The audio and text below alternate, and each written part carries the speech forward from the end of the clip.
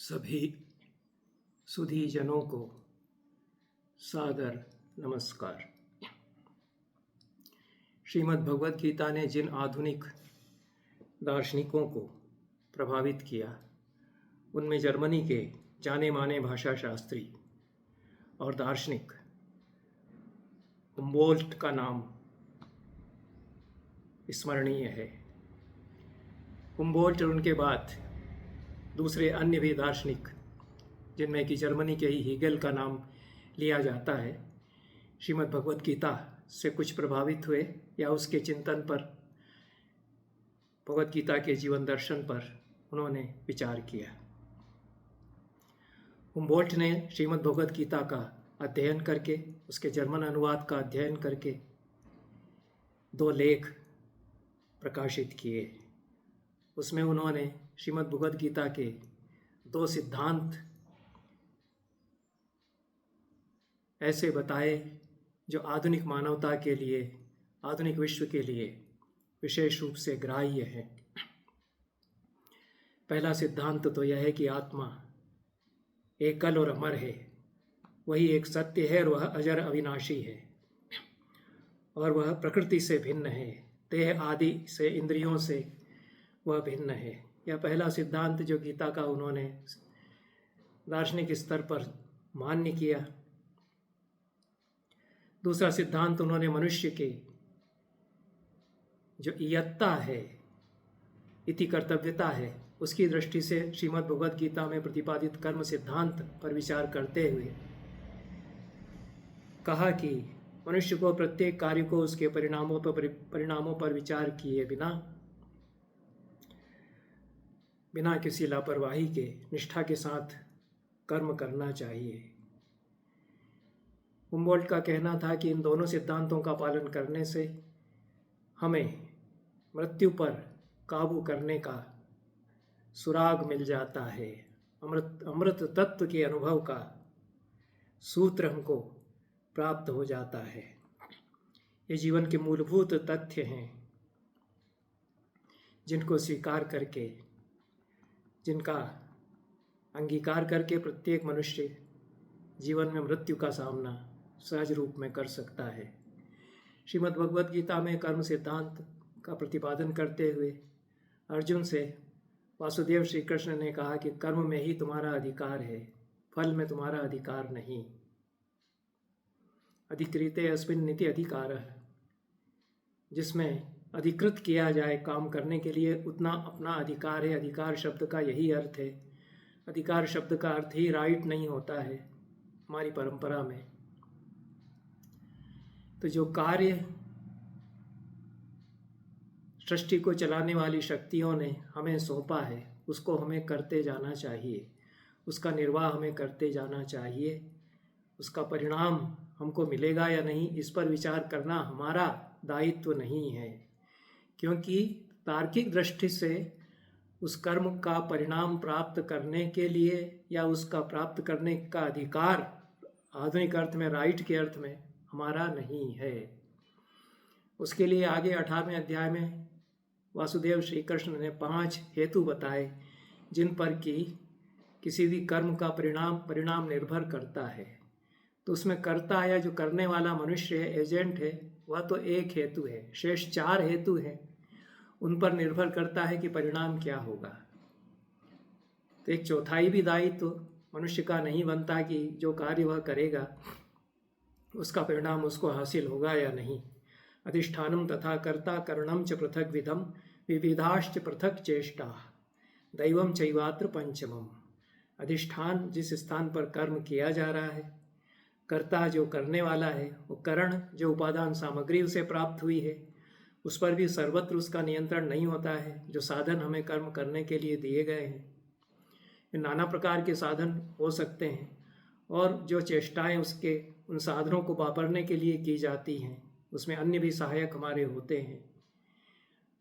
ये 4 कारण हो गए: अधिष्ठान, कर्ता, करण और पृथक चेष्टाएं, पृथक चेष्टाएं, और दैवम चैवात्र पंचमम, देव या संयोग या नियति या भाग्य, ये 5वां कारण है।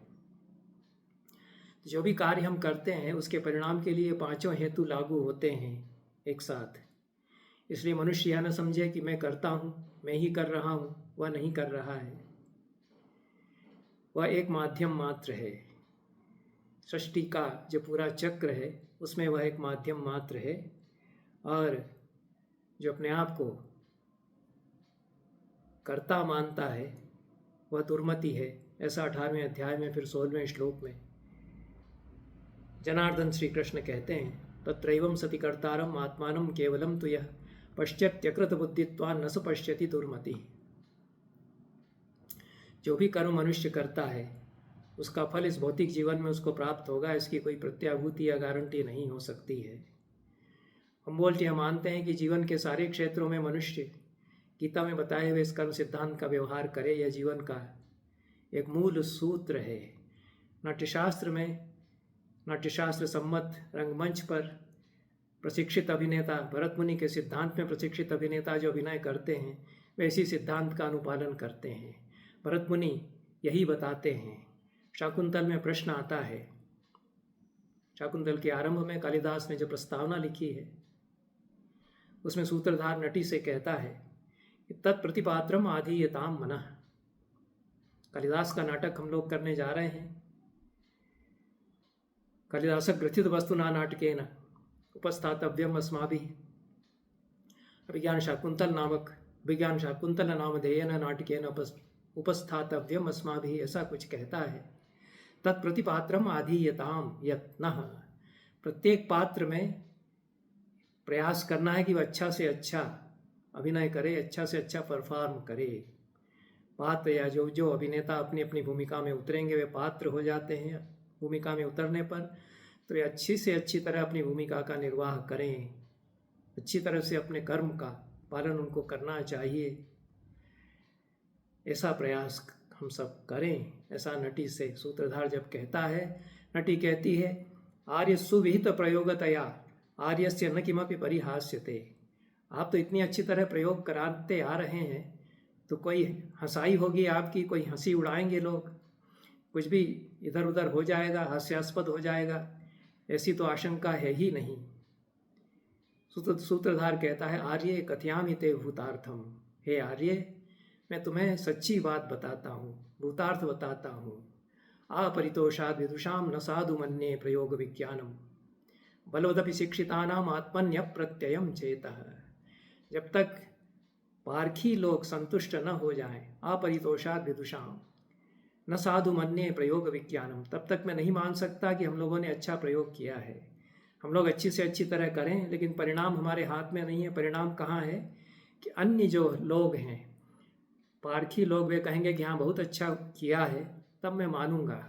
क्योंकि बलवदपि शिक्षितानाम आत्मन्यप्रत्ययम चेतः, खूब अच्छी तरह से शिक्षित होते हुए भी हर अभिनेता का चित्त अपने आप के प्रति अप्रत्यय युक्त होता है कि अच्छा जाएगा हमारा अभिनय या नहीं, परफॉर्मेंस हमारा अच्छा रहेगा या नहीं। ये कोई भी महान से महान अभिनेता भी स्टेज पर एंट्री लेने के समय न तो विश्वास कर सकता है, न कह सकता है कि मेरा तो आज के दिन तो मैं इतनी ऊंचाइयों पर जाकर दिखा दूंगा कि मेरा अभिनय देख करके और देवता भी प्रसन्न हो जाएंगे, मान लेंगे। ऐसा पहले से कोई नहीं कह सकता है। बाद में जब लोग कहें कि हाँ ऐसा हुआ, तभी वह मानेगा, क्योंकि उसका परिणाम उसके हाथ में बिल्कुल नहीं है। वह नहीं कर रहा है, खूब अच्छी तरह से सीखा हुआ है, अच्छी तरह से भूमिका में प्रवेश भी कर गया है, लेकिन दूसरे फैक्टर्स हैं, सामने देखने वाले हैं, उनकी रुचि नहीं है, वो कुछ आपस में बातचीत कर रहे हैं, कुछ विघ्न हो जाता है। जंगल से कोई हाथी भागता हुआ आ गया, जंगल कट रहे हैं, हाथियों को जंगल में रहने की जगह नहीं मिल रही है, वो शहर में चले आए, पंडाल में घुस गया हाथी, चींटियां आ गई, सांप आ गया। भरत मुनि ने सिद्धि अध्याय में नाट्य की सिद्धि में होने वाले विघ्न बताए हैं। तो आत्मसमुत्थ, परसमुत्थ और देवकृत, 3 प्रकार के मुख्य रूप से उन्होंने विघ्न बताए। तो खूब अच्छी तरह से ट्रेनिंग की है, फिर भी उस वक्त कुछ न कुछ हो जाता है। उस वक्त पैर लड़खड़ा गया, उस वक्त मुकुट जो प्रसाधन करने वाले थे उसने ठीक से नहीं जमाया था और आवेश में सिर हिलाया तो मुकुट ही गिर पड़ा। मुकुट प्रतिशीर्षक निपात, यह भी विघ्न बताया उन्होंने। मूछें उसने प्रसाधन करने वाले ने अच्छी तरह से नहीं चिपकाई और मूछें गिर गई। खूब भाव में मग्न होकर के अभिनय कर रहा है और दर्शक मूछें लटक गई हैं, गिर रही हैं तो हंस रहा है। उसके हाथ में नहीं है कि फल उसको प्राप्त हो जाए कि अच्छा अभिनय तुमने किया है, ऐसी तारीफ लोग करें, क्योंकि कई फैक्टर्स हैं, अधिष्ठान है, करण है, और लोग हैं जो सहायक हैं, उनसे कुछ चूक हो गई है। नाट्य चूँकि थिएटर चूँकि कंपोजिट आर्ट है, समावेशी कला है नाट्य, कई तरह के उसमें साधन जुटते हैं, कई लोग सहकार उसमें करते हैं, तो एक की जिम्मेदारी कैसे होगी? सृष्टि भी इसी प्रकार से है। मनुष्य इस पूरे सृष्टि चक्र में सम्मिलित है, तो उसकी अकेले की जिम्मेदारी कैसे होगी किसी भी कर्म के लिए? जो भी कर्म मैं करता हूँ उसमें किस तरह से मैं उस कर्म को करता हूँ, उसमें मेरे संस्कार, मेरे माता पिता के संस्कार, उसमें जो साधन मुझे मिले हैं, वे जिन परिस्थितियों में मैं वह कर्म कर रहा हूँ, वे सब उसमें जुट जाती हैं उस कर्म को परिणति पर पहुँचाने के लिए। इसलिए मेरे हाथ में नहीं हुआ करता है कि उसका अच्छा से अच्छा परिणाम होगा और वो मुझे प्राप्त होगा, अच्छा परिणाम ही मुझे प्राप्त होगा। इसलिए अभिनेता के लिए सिद्धांत यह है, जो कालिदास ने शाकुंतल में सूत्रधार के मुख से कहलवा दिया, कि उसको मान करके चलना ही नहीं चाहिए कि बहुत बेहतरीन परिणाम इसका आएगा, हमारा तो नाटक सक्सेस होने ही वाला है। ऐसा कोई भी नहीं कह सकता है। मैंने अच्छे से अच्छे महान रंगकर्मियों के मुँह से भी सुना कि खूब अच्छी तैयारी की थी लेकिन बर्बाद हो गया, हमारे हाथ में था भी नहीं। बड़े रंगकर्मी कहते हैं कि ऑडियंसेस फेल्ड अस, जो दर्शक थे वो नहीं समझ पाए कि हम क्या दिखाना चाह रहे हैं, वो उस स्तर तक नहीं पहुंच पाए और कुछ विघ्न हो गए, बारिश हो गई, उधर से डीजे बजने लग गया, बेचारे नाटक कर रहे हैं, उधर से जुलूस निकल गया फला फला समाज का, खूब जोर से धमाधम डीजे बजाता हुआ, तो क्या करेंगे? आवाज़ उनकी दब गई। कई प्रकार कई कारण होते हैं जो कि मनुष्य के नियंत्रण में नहीं होते, इसलिए उसको उसका अधिकार, उसका दायरा कर्म तक है। या नाट्य के जो विशेषज्ञ हैं भरत मुनि, वे बताते हैं। और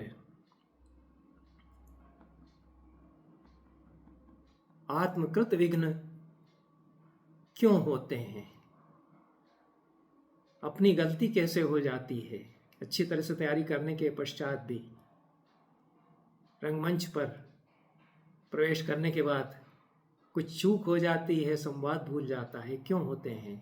भरत मुनि कहते हैं कि सत्व में स्थित नहीं हुआ अभिनेता, साक्षी भाव में स्थित नहीं हुआ, एकाग्र नहीं हुआ भूमिका में, अपने आप को भूमिका करते हुए देख नहीं रहा है, इसलिए चित्त व्याक्षिप्त है, डामाडोल हो रहा है, उसमें ध्यान नहीं रहता है कि मेरी मूछ ठीक से नहीं लगी है, मुकुट ठीक से नहीं बंधा है, या मैं संवाद भूल रहा हूँ।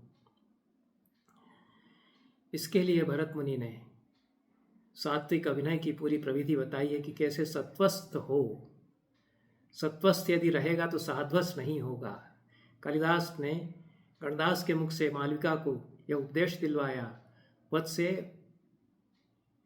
मुक्त साध्वसा सत्वस्था भव। साध्वस या नर्वसनेस को छोड़ करके सत्व में स्थित हो जा, अपने सत्व में चित्त में एकाग्र होकर के समाहित स्थिति में चली जा, भूमिका का ध्यान कर, तब भूमिका में प्रवेश कर सकेगी। उसके लिए प्रक्रिया जो श्रीमद् भगवद गीता में बताई गई है कि जीव परकाय प्रवेश करता है, अभिनेता भी परकाय प्रवेश करता है। तो वासांसि जीर्णानि यथा विहाय नवानि गृह्णाति नरोपराणि तथा शरीराणि विहाय जीर्णान्यन्यानि संयाति नवानि देहि। जीर्ण वस्त्र को त्याग करके मनुष्य नया कपड़ा पहनते हैं, उसी प्रकार से यह शरीरी जो है जीर्ण शरीर को त्याग करके नवीन शरीर को ग्रहण करता है, धारण करता है, कपड़े की तरह नया शरीर वह धारण कर लेता है, या नए शरीर में जीव प्रवेश कर जाता है। भरत मुनि इस तरह से कहते हैं। 21वें अध्याय और 26वें अध्याय में आहार्य अभिनय और भूमिका विचार, इन दोनों प्रसंगों में उन्होंने परकाय प्रवेश अभिनेता करता है, इसकी प्रक्रिया बताई है। आहार्य अभिनय में तो कहते हैं कि हम मुकुट, किरीट, मुखोटे, वेशभूषा, इनसे जो अपनी काया पूरी तरह से अभिनेता बन करके ढक लेते हैं, उसमें एक दूसरी काया के भीतर हम रहते हैं। स्वर्णमात्मनश्चाद्यम वर्णकैर्वेश संशयैः आकृतिस्तस्य कर्तव्या यस्य प्रकृतिरास्थिता। 21वें अध्याय में कहते हैं कि अपने रूप को, अपने स्वरूप को दूसरे वर्णों से, जो तरह तरह के रंग, मुखोटे आदि चेहरे पर, शरीर पर ओढ़ करके लगाए जाते हैं, वर्णक से और वेश से अपनी आकृति छिप जाती है और दूसरी आकृति के भीतर हम चले जाते हैं। वह आकृति जो दूसरी आकृति है और जिसकी भूमिका हम कर रहे हैं उसकी आकृति होती है। तो हम दूसरे की आकृति में हम उस समय रहते हैं, तो हम अपना आत्मा उस आकृति में प्रवेश कराते हैं। फिर हमारे लिए सुविधा हो जाती है कि कृत्रिम मुकुट प्रतिशीर्षक, उसके द्वारा नटबुद्धि आच्छादित हो जाती है। अभिनव गुप्त की शब्दावली यह है, मुकुट प्रतिशीर्षकादिना तावन नटबुद्धिराच्छाद्यते। यह जो वेश धारण कराया जाता है कि उस काल की वेशभूषा पहना दी जाती है, रामलीला की वेशभूषा अलग होती है, मुकुट और किरीट से चेहरा इस प्रकार से मंडित कर दिया जाता है, उससे नटबुद्धि आच्छादित हो जाती है। मैं अभिनेता हूँ, मैं अभिनय कर रहा हूँ, ऐसी बुद्धि ढक जाती है, पूरी तरह से तिरोहित नहीं रहती है, तिरोहित नहीं होती है। तिरोहित हो जाएगी तो अभिनय नहीं कर पाएगा।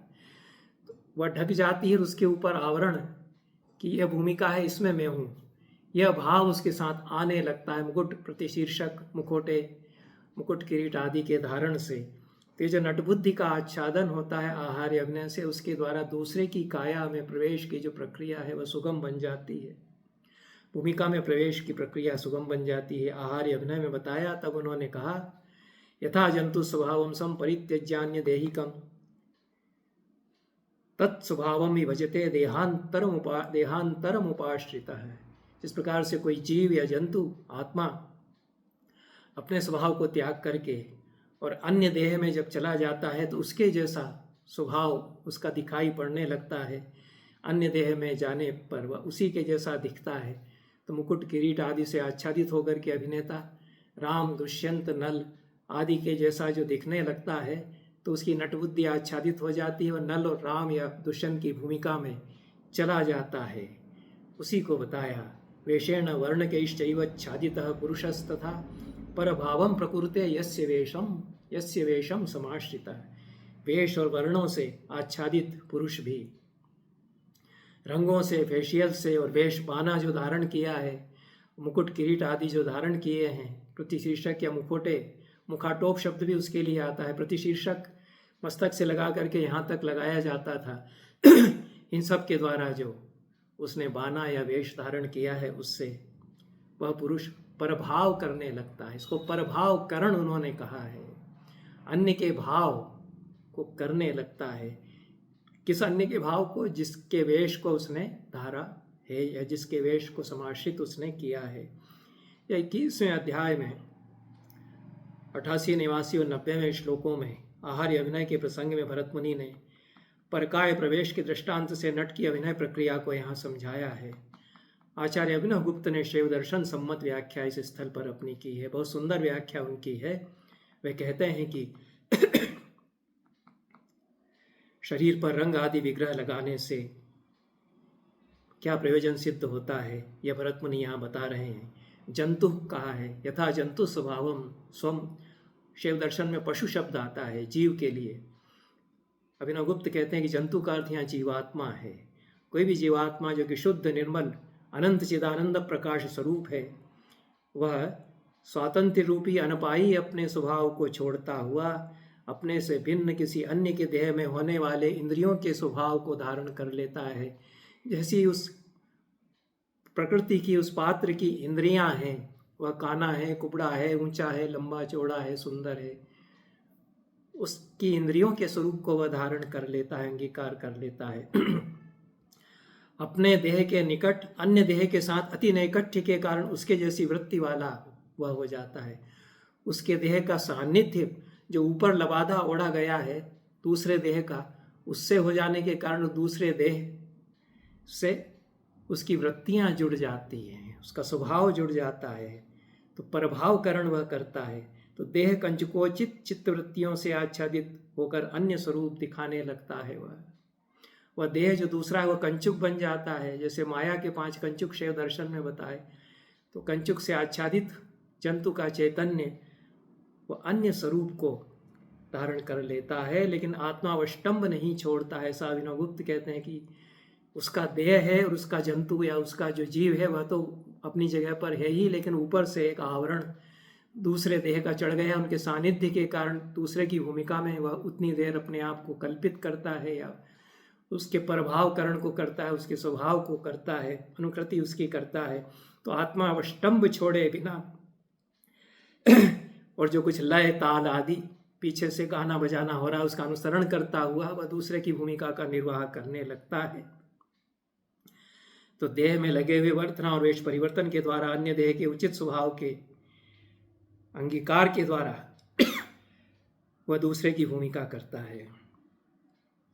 इसको समझाते हुए आचार्य अभिनव गुप्त कहते हैं कि जैसे परमात्मा अपने चैतन्य के प्रकाश को बिना त्यागे देह कंचुकोचित चित्तवृत्तियों से आच्छादित होकर के अन्य स्वरूप को प्रकट करते हैं, ईश्वर लीला करते हैं, वे अन्य देहों में अपने आप को अवतरित करते हैं, उसी तरह से यह अभिनेता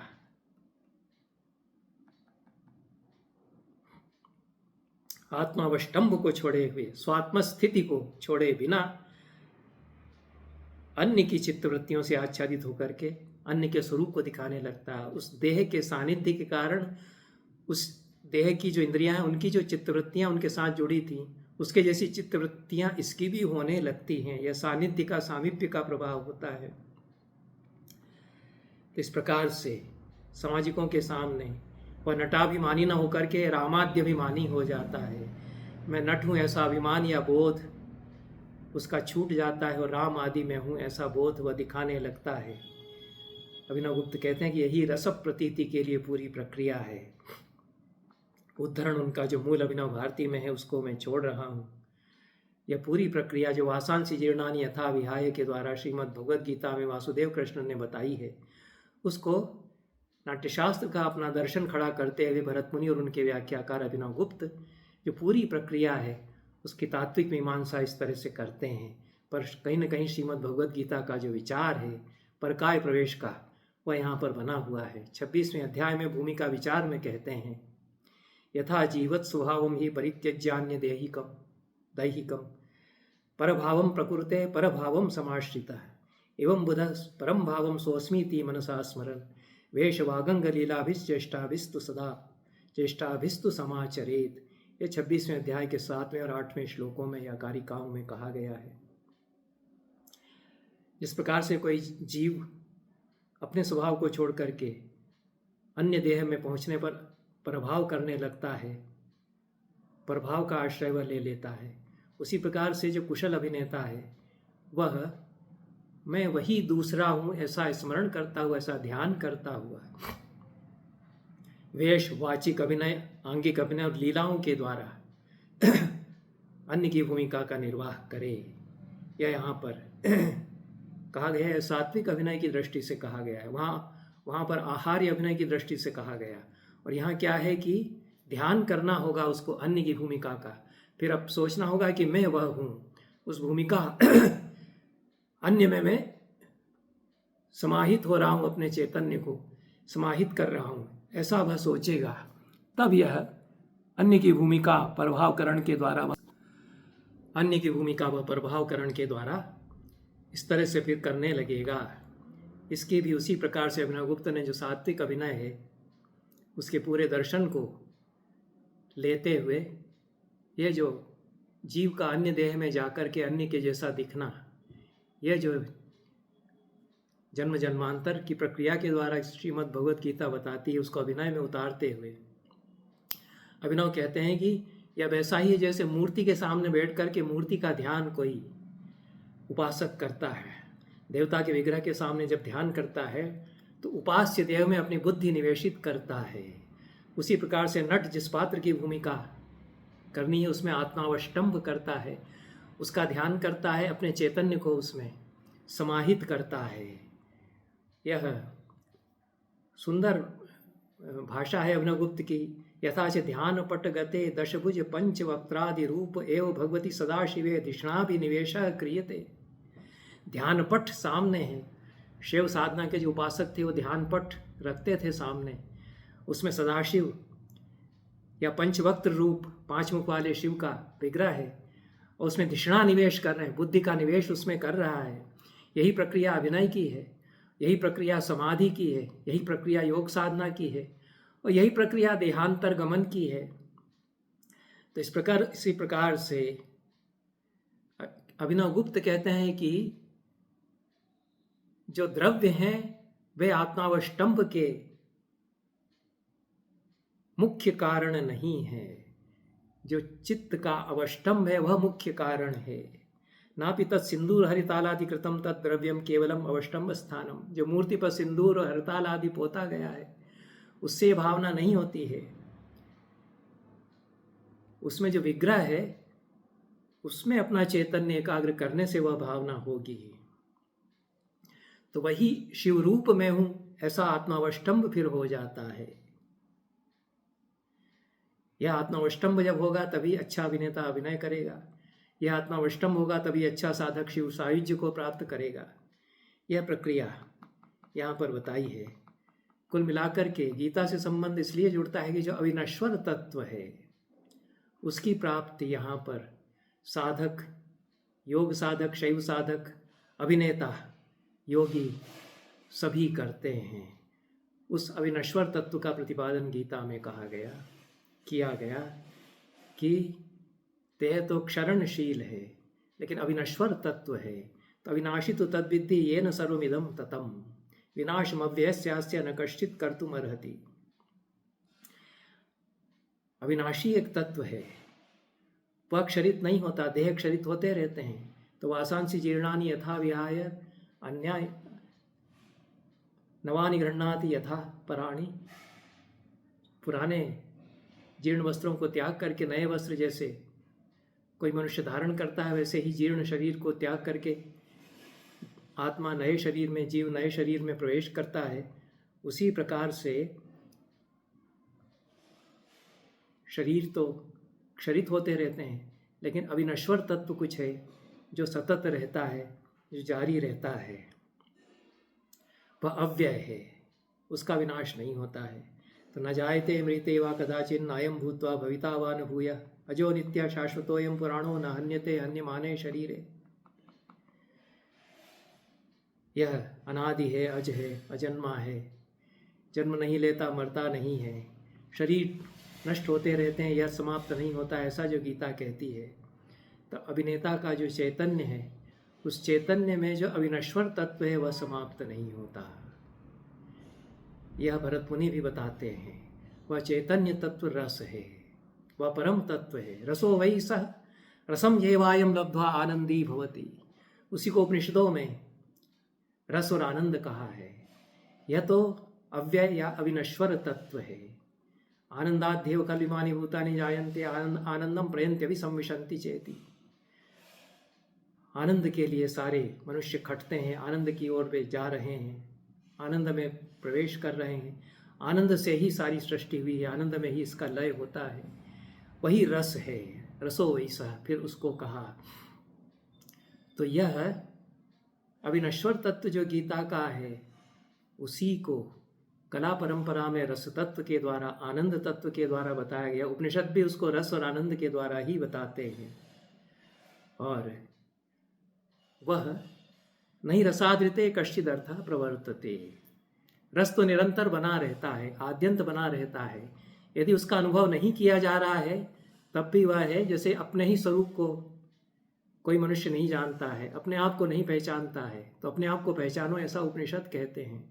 तो रस तो निरंतर बना हुआ है, सृष्टि में रस बना हुआ है, हम उसको नहीं पहचान रहे हैं। क्यों नहीं पहचान रहे हैं? कि हमारी आत्मा, हमारा चैतन्य जो है मल से, कल्मश से आच्छादित हो गया है। कलाएं उसको अनावृत कर देती हैं, निर्मल कर देती हैं। तो उस आनंद तत्व का साक्षात्कार हम फिर उतनी देर के लिए करते हैं, उसका भी संस्कार फिर बना रहता है। इसलिए मुक्ति हमको कला से भी प्राप्त होती है, अभिनवगुप्त कहते हैं। मैं भी यही मानता हूँ कि कलाओं से, काव्य से, कविता की साधना से, शब्द की साधना से मनुष्य मुक्त होता है। मनुष्य की मुक्ति का पथ उसी प्रकार से यहाँ प्रशस्त होता है जिस प्रकार से कि योग साधना के द्वारा, जिस प्रकार से कि अन्य किसी वेदांत शैवादी दर्शनों की साधना के द्वारा प्रशस्त होता है। अपना अपना पथ है, जिसको जिस पथ से जाना हो हम शब्द की साधना करते हैं और अपनी मुक्ति उसी में खोजते हैं। कोई भी अभिनेता अपनी मुक्ति अभिनय की साधना में खोजता है। उसके लिए जन्म मरण मृत्यु और अंततः मोक्ष इसी में है, मुक्ति उसकी इसी में है। अभिनेता भी मुक्त होता है, उसको भी परम पुरुषार्थ का लाभ होता है, ऐसा अभिनवगुप्त इसीलिए कहते हैं, तार्किक दृष्टि से उसको सिद्ध करते हैं। तो यह अविनश्वर तत्व क्या है, इसको गीता जिस प्रकार से बताती है, उसको रस तत्व के द्वारा कला की परंपरा, नाट्यशास्त्र की परंपरा प्रतिपादित करती है। और वह प्रच्छन्न रूप में तो सदैव विद्यमान है। कवि के भीतर सर्जन के पहले वह विद्यमान है, वही व्यक्त होता है। नाना प्रसंगों में, नाना भावों में, नाना शब्दों में यदि उसके भीतर रस नहीं है तो कैसे सृष्टि करेगा। अभिनवगुप्त इसकी प्रक्रिया यही बताते हैं। प्रजापति रिव काम जनित जगता, उसके भीतर जो रस संस्कार के रूप में है उसी से वह सृष्टि करता है। जैसे परमात्मा के भीतर रस या आनंद है, उससे वे सृष्टि करते हैं। तो यह तो सृष्टि का मूल उत्स है, यही मूल तत्व है, यह सबके भीतर है, उसको सब पहचान नहीं पाते हैं। अभिनेता के भीतर भी संस्कार रूप में वह है, उसके कारण वह नाना भूमिकाओं में प्रवेश कर पाता है और अंततः अपने सत्व में स्थित होकर के परम आनंद को भी प्राप्त करता है। दर्शकों के भीतर भी वह है, विभावानुभाव संचारी भावों को देख करके उनके चैतन्य के आवरण टूट जाते हैं और वे अपने भीतर के परम तत्व का साक्षात्कार या दर्शन कर लेते हैं, परम आनंद का साक्षात्कार कर लेते हैं। कुल मिलाकर के जो भारतीय कला परंपरा या नाट्य की परंपरा है उसमें यही माना गया कि कलाओं का प्रयोजन इसी प्रकार से मुक्ति है। और यह जो रसतत्व बताया गया वह मुक्त अवस्था हमारी है। यह जो पूरा दर्शन है यह इस रूप में श्रीमद् भगवद गीता से जुड़ता है कि वह अविनाशी तत्व का प्रतिपादन दर्शन के स्तर पर करती है। इन शब्दों के साथ आज का यह वक्तव्य समाप्त करते हैं। सभी को बहुत बहुत धन्यवाद। नमस्कार।